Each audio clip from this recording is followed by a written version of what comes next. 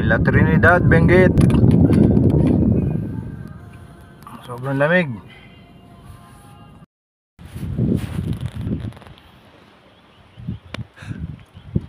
Puro pag.